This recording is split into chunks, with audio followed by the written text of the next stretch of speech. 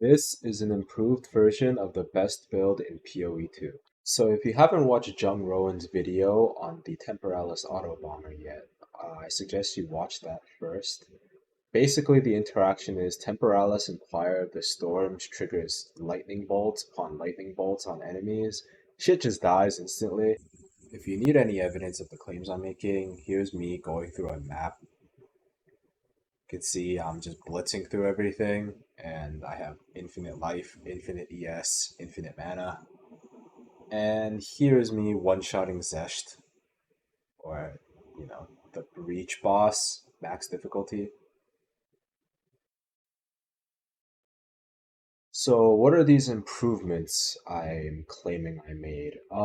So in his original video, he never mentioned these two other auras that you could run that are completely busted, and you absolutely should run them.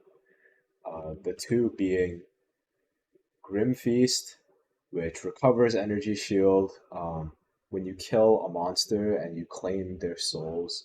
Um, it can overflow your energy shield, effectively doubling your energy shield. I know on his stream he runs this, but he doesn't run the second one, which is Mana Remnants, which basically does the same thing but for mana.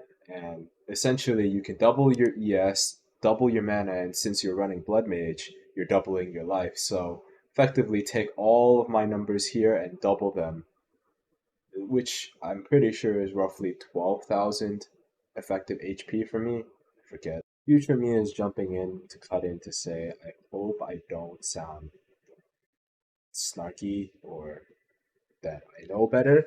Um, these are just marginal improvements that improved my experience with this build. So yeah, it's just small list.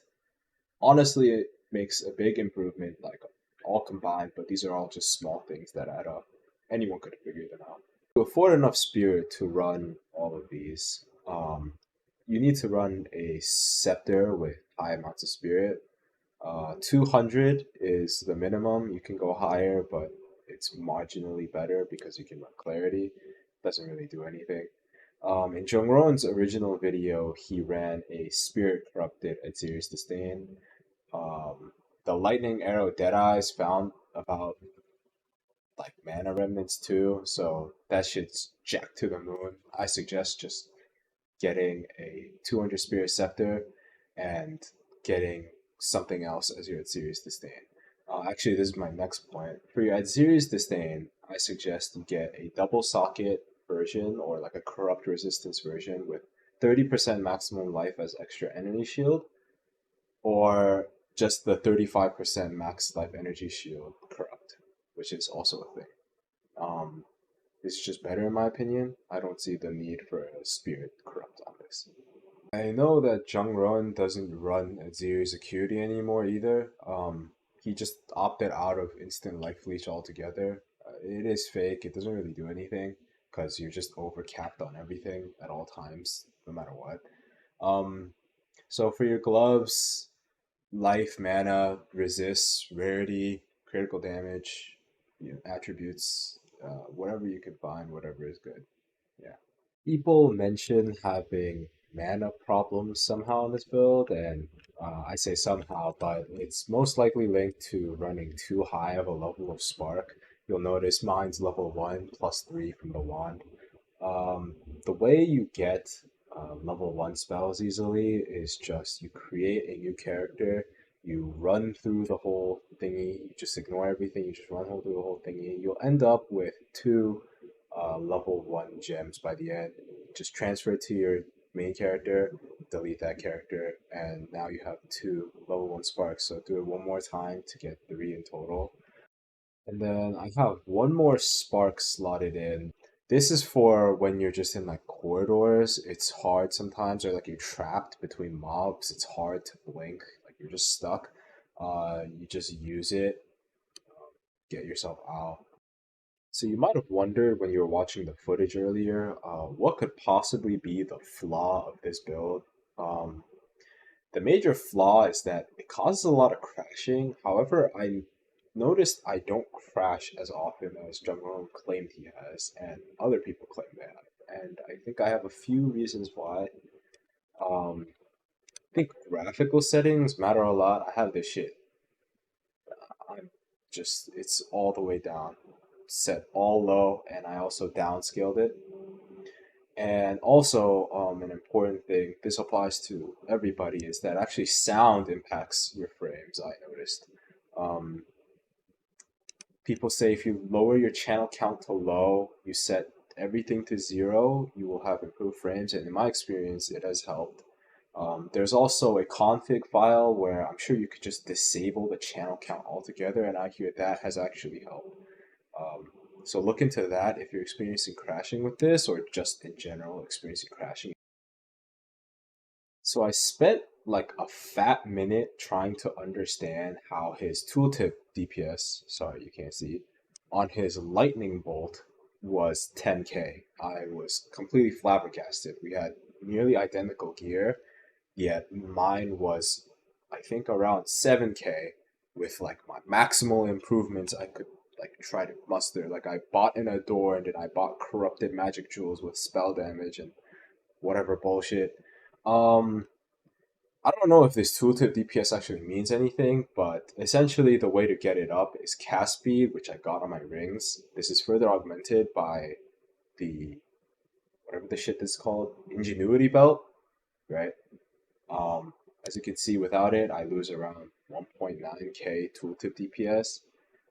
Yeah, so if you're wondering about your tooltip DPS, that's what really like changes things. I tried increasing the level of all lightning spells on this shit, um, adding crit damage. Like this hardly changes anything. Like 1k, who cares? Um, the crit chance, yeah, it's just the cast speed. I don't know. This is a really small thing, but on the cast on critical, I run Pierce. It just lets the sparks pierce one more time. It's a little annoying if like you're blinking around and for some reason the sparks just do not crit or just do not hit the enemy. This helps in that. It is very minimal. In the original setup, it just forget about this point honestly. But if you have like a greater jeweler orb to spend, just throw it on this. So for the passive skill tree, it's about all the same as Young Ruins. On his stream, he ended up taking Melding and Eldritch Will. For me personally, I took off Eternal Youth. When you're in Burning Ground maps and it just strips your energy shield, you want it to be able to recover. As for jewels, just spell damage and maybe triggered spells deal increased spell damage, and of course cast speed. Um, I personally never bothered updating any of these jewels because it's just not worth it. Everything dies instantly anyway. You could go max ES, of course, too. Just anything that helps the build doesn't really matter. Might have noticed I have a melting maelstrom. Not worth it. Don't get it. I don't use it. Um, I just use it because I have like an extra. I dropped like 4 of these. Probably gonna sell it. Yeah. Real quick, if you want to see my gear,